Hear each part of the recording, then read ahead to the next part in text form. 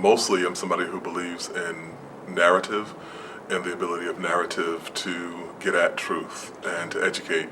And so in being a historian and in being a journalist and in being an educator and certainly in being an author, I deploy stories and the way that they are able to convey truths in ways that sometimes just the abstract fact doesn't get at. And so mostly I'm a narrative person. We're able to relate in ways that sometimes coming at something directly, we get invested in things, we treat things as kind of distant facts, but narrative usually allows us to connect with the human dimension, the human part of a particular issue or concern. And so there's one thing to say segregation was a problem in Montgomery in 1955, and people were upset about it.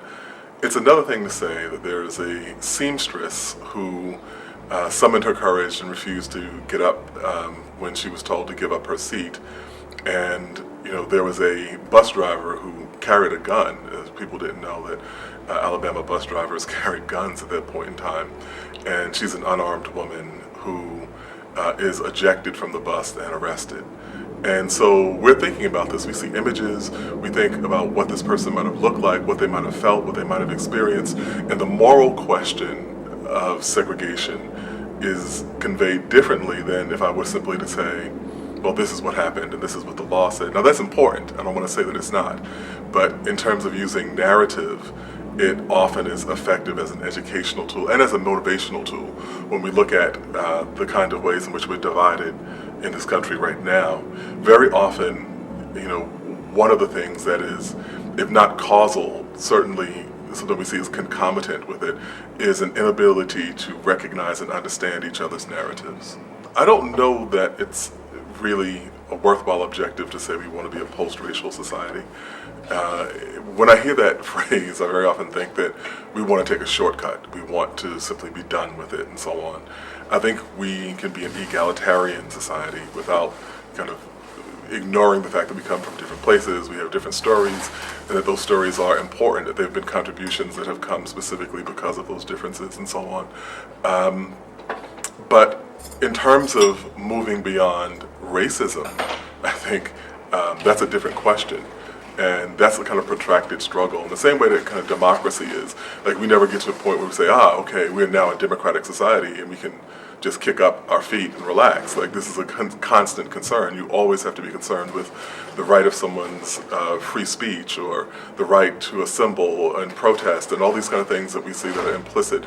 The right to not be discriminated against. So all the things that are in our Constitution, we have to be vigilant from generation to generation about those things.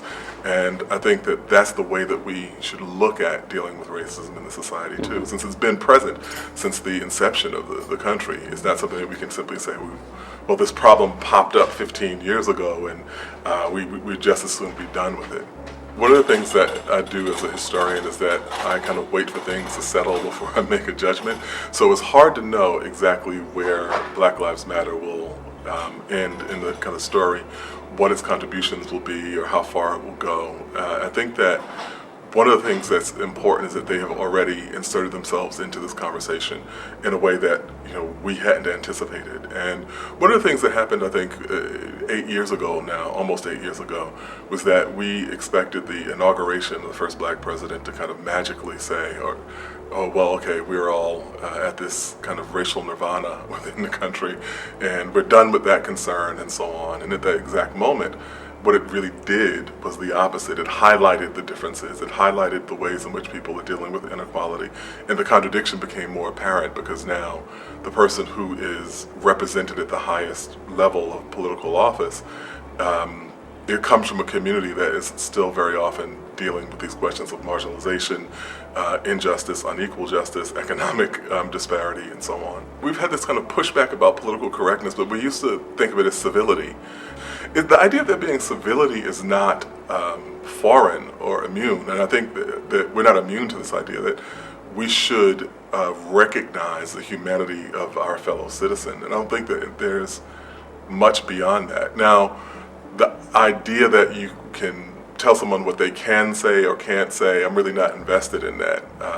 But I do think that we should be invested in the idea that there is a fundamental principle that we were mostly raised with, that we treat other people with respect, that we see people who are different from us. That doesn't mean that we're any better than them or they're any better than us.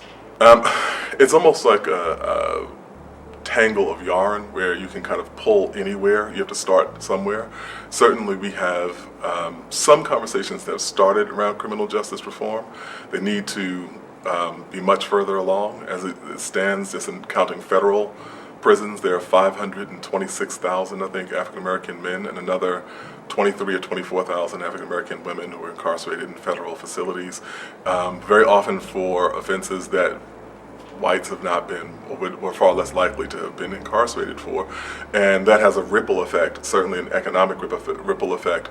It has a social ripple effect in terms of people's families and family structures and all these other kinds of concerns. Now, there are some other questions, I think, that are much bigger in terms of how our economy is, what kind of rights workers have in this current economy, and things that disproportionately impact communities of color, not just African Americans, but also Latinos, Asian Americans, and so on. And so I think these are things that we all have reason to be invested in. And I was talking to a friend of mine who was a labor organizer, and she said that one of the things that people don't think of now is that they are, really fighting for a America that lives up to its promise. Like, the idea that we kind of associate now with these struggles is that people are anti-American or trying to tear the country apart and so on. But it's really trying to hold the country to its ideals and kind of move closer to the actual realization of democracy. I think that when I was young, I thought that the answer was much more simple than it is that I think of it now. And maybe that's a normal progression for people to understand things as more complicated. And so one of the things that happens, I tell my students this all the time, is that the philosopher George Santayana said that those who fail to understand history are doomed to repeat it. And I said that there's another kind of inverse of that, which is that sometimes we repeat history precisely because people have understood the past. That there are people who are invested in maintaining circumstances that we think of as the tragedies of history, and that's a sobering thought. And so I am more likely to say that this problem is going to be with us for a very long time, I think, than I was when I was younger. I don't have a message coming from a particular place, but I come from a message coming from a fellow person of conscience, which is to be optimistic, be committed, and be diligent, and we'll ultimately win, even if it takes a really long time.